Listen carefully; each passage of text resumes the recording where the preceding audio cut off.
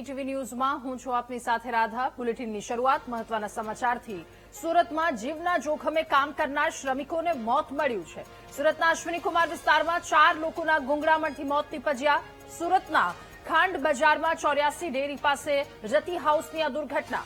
ઈટીપી પ્લાન્ટની ટાંકીમાં ગુંગળામણથી 4 લોકો મોતને ભેટ્યા। 3 શ્રમિકો અને 1 સુપરવાઇઝરના મોત બાદ કેટલાક સવાલો ઉઠ્યા છે। સેફટીના સાધનો વિના કામ કરાવવાથી શ્રમિકોના મોત થયાની આશંકા। ઈટીપી પ્લાન્ટની ટેન્ક ચેમ્બરમાં 3 સફાઈ કર્મીઓ પડ્યા હતા। સવારે 10:22 કલાકે ફાયર કંટ્રોલ રૂમને કોલ મળ્યો હતો। ઝેરી ગેસની અસર થવાના કારણે આ ચારેય ત્યાં જ બેભાન થઈ ઢળી પડ્યા હતા।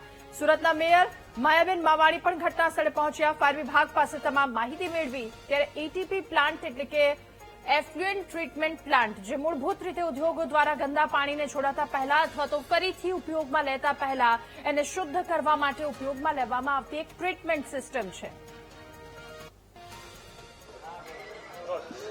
વરાછા વિસ્તારમાં આવેલ અશ્વિનીકુમાર રોડ પર રહીટ જ્વેલર્સ નામની જે કંપની છે એ કંપનીમાં ઈટીબી પ્લાન્ટોને જે બોઇલર ટેન્ક આવે છે એ ટેન્કને સાફ સફાઈ કરતા આજે ગુંગળામણથી 4 વ્યક્તિના મોત થયા છે। ત્યારે આપણી સાથે એમનો પરિવાર છે તેમની સાથે વાત કરીશું।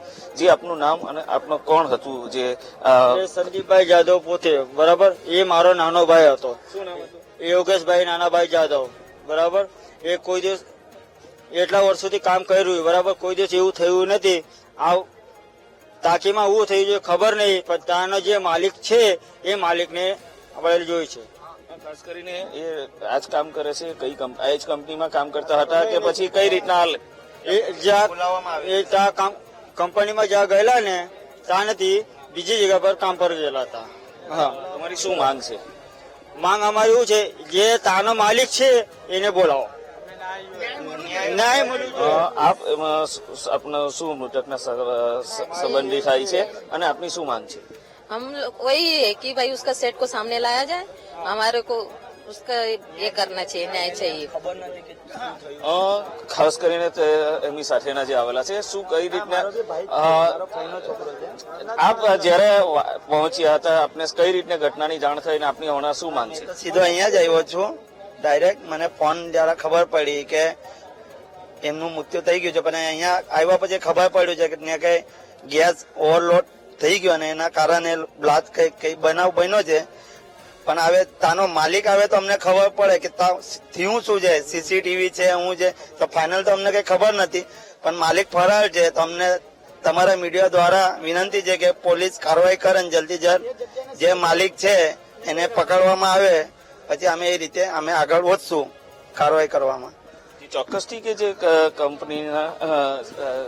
કંપનીની ઘટના બની હતી કે જે ઈટીબી પ્લાન્ટની જે ટેન્ક હોય છે, ટેન્કની સાફ સફાઈ કરવા માટે જ્યારે કર્મચારી એક ઉતરો હતો, તેને ગેસની ગભરામણ થઈ હતી, તેને બચાવવા માટે અન્ય વ્યક્તિ ઉતરો હતો। આવી રીતે જે 3 વ્યક્તિ હતા એ ગયા હતા અને જે સુપરવાઇઝર હતો, સુપરવાઇઝરે આ 3ની હાલત જોતા તાત્કાલિક ફાયર વિભાગને જાણ કરી હતી અને ફાયર વિભાગને જાણ કર્યા બાદ સુપરવાઇઝર પણ ટીઓને બચાવવા માટે જયારે અંદર ઉતર્યો હતો ત્યારે તે પણ ગુંગળામણમાં ફસાઈ ગયો હતો। ત્યારે ફાયરની બ્રિગેડ ઘટના સ્થળે પહોંચી હતી અને તાત્કાલિક તેઓનું રેસ્ક્યુ કરવામાં આવ્યું હતું અને રેસ્ક્યુ કર્યા બાદ આ જે 4 જે કર્મચારીઓ છે તેઓને તાત્કાલિક 108 માટે દ્વારા એક સ્વિમેર હોસ્પિટલ ખાતે સારવાર માટે ખસેડવામાં આવ્યા હતા। ત્યાં તાત્કાલિક 2 વ્યક્તિના મોત થયા હતા, જ્યારે અન્ય 2 વ્યક્તિઓનો સારવાર દરમિયાન મોત થયું હતું। ઘટનાની જાણ થતાં જ પોલીસ કર્મચારીની જે ટીમ છે એ ટીમ પણ ઘટના સ્થળે પહોંચી હતી અને તપાસ હાથ ધરી હતી।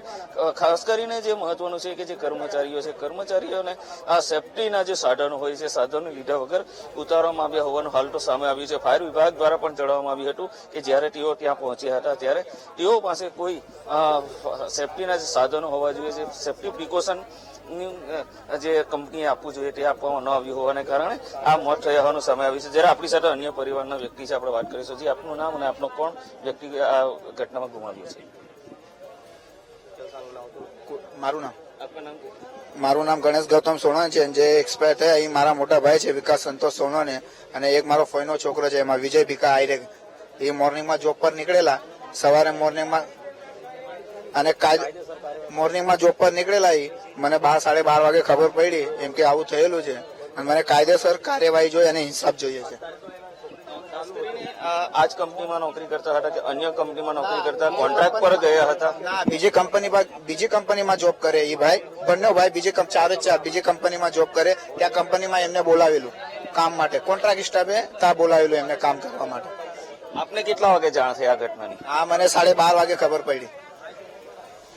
ચોક્કસથી કે જે પ્રમાણે જે પરિવારજનો છે, પરિવારજનો ન્યાયની માંગ કરી રહ્યા છે કે જે કંપનીના માલિકો અહીંયા આવે અને જે મૃતકો છે મૃતકોને ન્યાય આપે, પોલીસ પણ યોગ્ય કાર્યવાહી કરે અને આ જે પરિવાર છે પરિવારને યોગ્ય વળતર મળે તેવી માંગ કરવામાં આવી છે. કેમેરામેન સરજુ પારેખ સાથે નિર્મલ પટેલ, VTV.